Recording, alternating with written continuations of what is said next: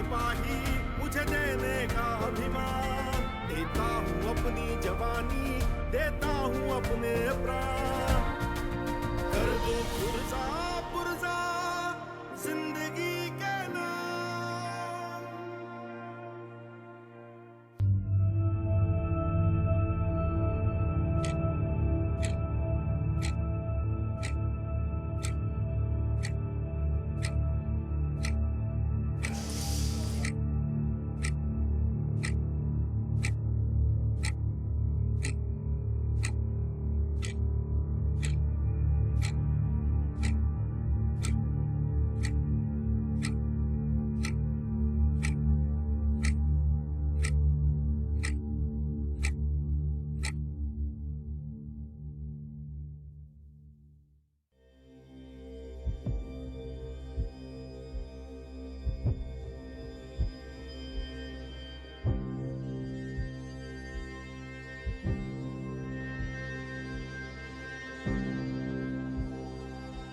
ਪਿਛਲੇ 20 ਸਾਲਾਂ ਤੋਂ ਮੈਂ ਟਾਈਪ 1 ਡਾਇਬਟਿਕ ਹਾਂ। ਆਈ ਵਾਜ਼ ਅਰਾਊਂਡ 13 ਜਦੋਂ ਮੈਨੂੰ ਪ੍ਰੋਬਲਮ ਆਈ ਸੀਗੀ।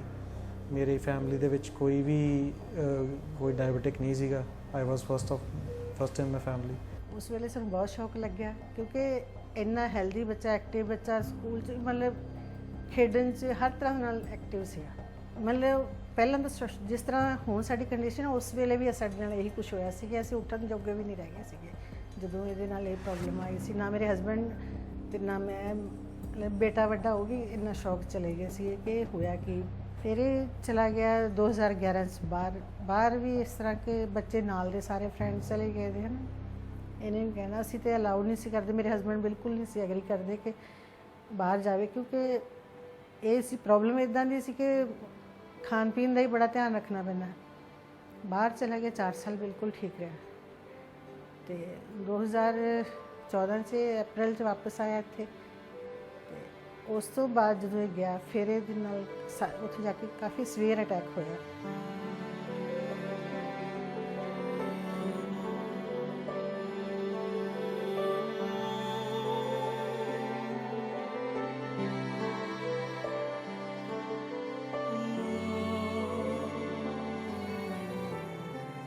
ਪਿਛਲੇ ਕੁਝ ਸਾਲਾਂ ਤੋਂ ਮੇਰੀ ਸ਼ੂਗਰਸ ਬਹੁਤ ਜ਼ਿਆਦਾ ਫਲਕਚੁਏਟ ਕਰਨ ਲੱਗ ਗਈਆਂ।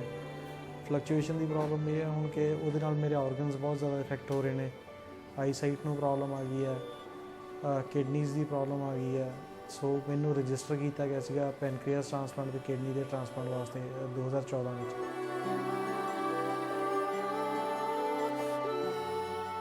ਮੈਂ ਪਿਛਲੇ 2-3 ਸਾਲ ਤੋਂ ਮੇਰੇ ਤੋਂ ਕੋਈ ਕੰਮ ਨਹੀਂ ਕਰ ਪਾ ਰਿਹਾ। ਮੈਂ ਕੋਈ ਵੀ ਆਪਣੇ ਆਪ ਨੂੰ ਕੈਰੀ ਕਰਨਾ ਹੀ ਬਹੁਤ ਔਖਾ ਹੋਇਆ ਪਿਆ। ਮੇਰੇ ਮਦਰ ਹਰੇਕ ਵੇਲੇ ਮੇਰੇ ਨਾਲ ਰਹਿੰਦੇ ਨੇ, ਇਹੀ ਮੈਨੂੰ ਲੈ ਕੇ ਆਉਂਦੇ ਜਾਂਦੇ ਨੇ। ਮੈਂ OPD ਰੈਗੂਲਰ ਜਿਵੇਂ ਆਉਣਾ ਅਤੇ ਡਾਇਲਸਿਸ 'ਤੇ ਆਉਂਦਾ ਜਾਂਦਾ, ਉਹ ਮੈਂ ਆਪਣੇ ਆਪ 'ਤੇ ਨਹੀਂ ਕਰ ਸਕਦਾ। ਮੇਰੇ ਮਦਰ ਹੀ ਮੈਨੂੰ ਲੈ ਕੇ ਆਉਂਦੇ ਨੇ।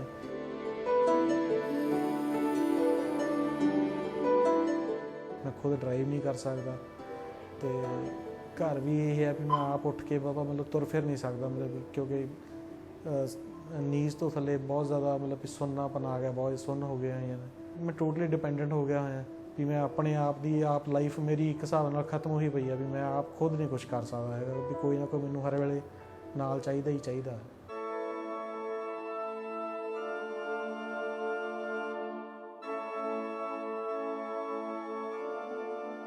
ਡਾਈਟ ਹੈ ਉਸ ਦੇ ਪਿੱਛੇ ਫਿਰਨਾ ਪੈਂਦਾ, ਮੈਡੀਸਿਨ ਹੈ ਉਹਦੇ ਪਿੱਛੇ, ਆਪ ਇਹ ਕੁਛ ਟੋਟਲੀ ਡਿਪੈਂਡੈਂਟ ਹੈ। ਇਹਨੂੰ ਤਾਂ ਇੰਨਾ ਨਹੀਂ ਪਤਾ ਲੱਗਦਾ ਮੈਨੂੰ ਦਵਾਈ ਕਿਹੜੀ ਦੇਣੀ ਹੈ ਹੁਣ ਇਸ ਵੇਲੇ, ਕਿਉਂਕਿ ਇਹਦੀ ਆਈਜ਼ ਵੀ ਕਾਫੀ ਖਰਾਬ ਹੋ ਚੁੱਕੀਆਂ ਹੈਗੀਆਂ। ਮੈਂ ਇਹਦੇ ਨਾਲ ਰੱਖਿਆ ਹੋਇਆ ਬਲੱਡ ਪ੍ਰੈਸ਼ਰ ਹੈ, ਇਹਦੀ ਡਾਇਬਟੀਜ਼ ਵਾਲੀ ਮਸ਼ੀਨ ਹੈ ਅਤੇ ਦਵਾਈਆਂ ਦੇ ਡੱਬੇ। ਮੈਂ ਕਹਿੰਦੀ ਹੁਣ ਲੋਕਾਂ ਦੇ ਘਰ ਡੈਕੋਰੇਸ਼ਨ ਪੀਸ ਹੁੰਦੇ, ਸਾਡੇ ਘਰ ਦਵਾਈਆਂ ਦੇ ਡੱਬੇ ਹੁੰਦੇ।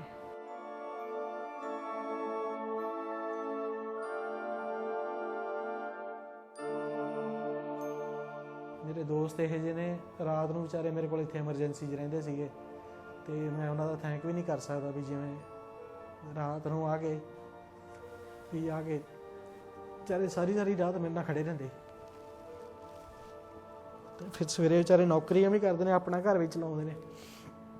ਮੇਰੇ ਮਦਰ ਫਾਦਰ ਨੇ, ਮੇਰੇ ਫਾਦਰ ਦਾ ਬਹੁਤ ਛੋਟਾ ਦਿਲ ਹੈ, ਉਹ ਨਹੀਂ ਦੇਖ ਸਕਦੇ, ਉਹ ਹੁਣ ਵੀ ਮੇਰੇ ਨਾਲ ਹੀ ਆ ਕੇ ਬੈਠਦੇ ਨੇ, ਉਹ ਕਦੇ ਹਸਪੀਟਲ ਜਾ ਕੇ ਵੀ ਨਹੀਂ ਦੇਖ ਸਕਦੇ। ਮੇਰੇ ਮਦਰ ਵਿਚਾਰੇ ਨੇ ਆਪ ਗੋਡਿਆਂ ਤੋਂ ਬੁਰਾ ਹਾਲ ਇਹਨਾਂ ਦਾ, ਅਤੇ ਮੈਨੂੰ ਲਈ ਫਿਰਦੇ ਨੇ, ਪਤਾ ਨਹੀਂ ਕਿਵੇਂ ਲਈ ਫਿਰਦੇ ਨੇ। ਹੱਥ ਫੜ ਫੜ ਕੇ ਘੁੰਮਦੇ ਨੇ ਮੇਰਾ।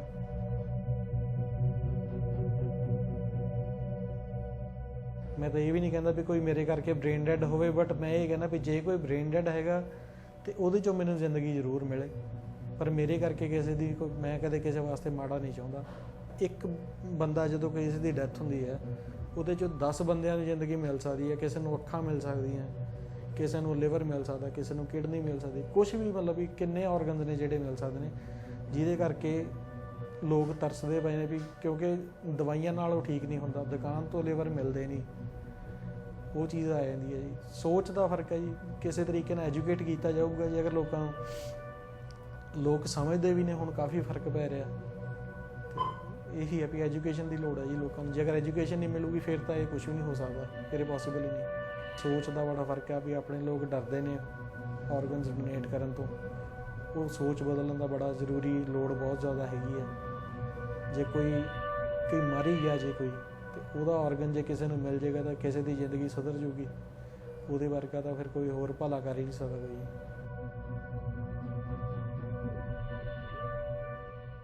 ਮੇਰੇ ਵਰਗੇ ਹੋਰ ਬਹੁਤ ਲੋਕ ਨੇ ਜਿਹੜੇ ਵੇਟ ਕਰਦੇ ਪਏ ਨੇ। ਸਿਰਫ ਇਹ ਸਮਝਣ ਕਿ ਜਦੋਂ ਕਿਸੇ ਦੀ ਡੈਥ ਹੋ ਗਈ ਉਹਨੂੰ ਤੁਸੀਂ ਅੱਗ ਲਾ ਦੋਗੇ, ਉਦੋਂ ਮਿੱਟੀ ਹੋ ਜਾਣਾ।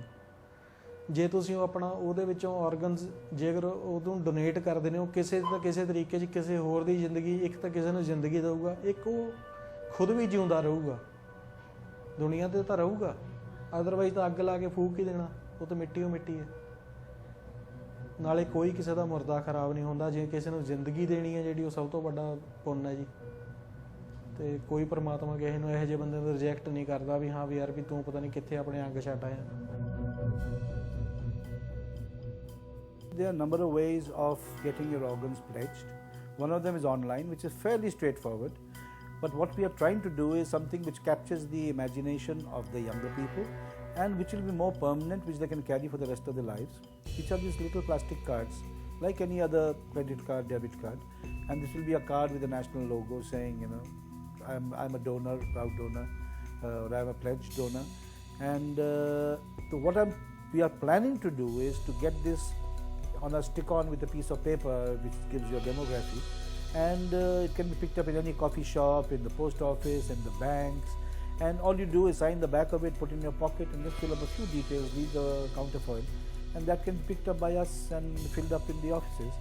And once on that, you know, you'll have your email or you'll have your phone, and somebody rings you back and says, all right, you're activated now. So then that card becomes with you for the rest of your life.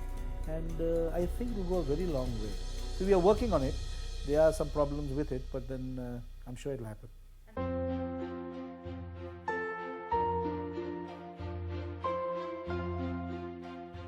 ਇੱਕ ਬੱਚੇ ਦੇ ਕਿੰਨੇ ਸੁਪਨੇ ਹੁੰਦੇ, parents ਦੇ ਕਿੰਨੇ ਸੁਪਨੇ ਹੁੰਦੇ ਆ। ਤਾਂ ਅਸੀਂ ਵੀ ਸੋਚ ਸਕਦੇ ਹਾਂ ਕਿ ਹਾਂ ਸਾਡਾ ਬੱਚਾ ਠੀਕ ਹੋ ਜਾਏਗਾ, ਕਿ ਉਹਦੀ ਲਾਈਫ ਅੱਗੇ ਵਧੇਗੀ। ਅਸੀਂ ਵੀ, ਜੇ ਕੋਈ ਮੈਨੂੰ ਪੁੱਛ ਲੈਂਦਾ ਕਿ ਇਹਦੀ ਮੈਰਿਜ ਨਹੀਂ ਤੁਸੀਂ ਕੀਤੀ, ਤੇ ਉਸ ਵੇਲੇ ਇੱਕ ਮਾਂ ਦਾ ਦਿਲ ਪੁੱਛੋ ਵੀ ਕੀ ਕਹਿ ਸਕਦਾ। ਇਹ ਲੱਗਦਾ ਹੈ ਕਿ ਵੀ ਇਹਦੀ ਮੈਰਿਜ ਕਰਾਂਗੇ, ਇਹਦੇ ਵੀ ਅੱਗੇ ਬੱਚੇ ਹੋਣਗੇ, ਤੇ ਉਸੇ ਤਰ੍ਹਾਂ ਅਸੀਂ ਇੱਕ ਹੱਸਦਾ ਖੇਲਦਾ ਪਰਿਵਾਰ ਹੋਵਾਂਗੇ।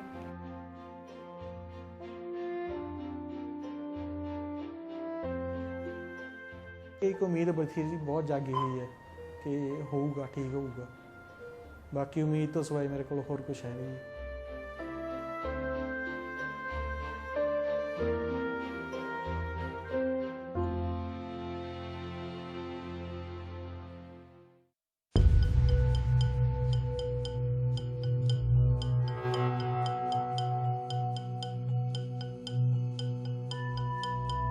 It's been a long journey. Actually, the law for brain death was passed in 1994, a long time ago. That was actually 22 years ago. So the expected spurt didn't happen for a variety of reasons. For a long time, for 15 years, each hospital tended to whatever organs were donated in that hospital was used within that hospital. There's no organized network of organ sharing. So in Tamil Nadu, I think we started in an organized way in 2009. to a large extent because of scandal which involved kidney transplants. So the state government got into the act and wanted to rectify it. And in one of those instances where the government does something which is very good, they set it right and involved the private and public stakeholders and put in place a mechanism, the fundamental thrust of which was that if an organ is donated in one hospital, regardless of which hospital is donated, it belongs to the state. It's not the property of that hospital. So sharing started. And now Chennai city alone has a donation rate of close to 15 per million. That's like Western Europe. So it's encouraging. We started this concept of using a police escort, what's called Green Corridor, way back 5 or 6 years ago. Now I'm glad to see that it's being taken up in the whole country. But that's a small drop in the bucket. That's not going to solve all our problems.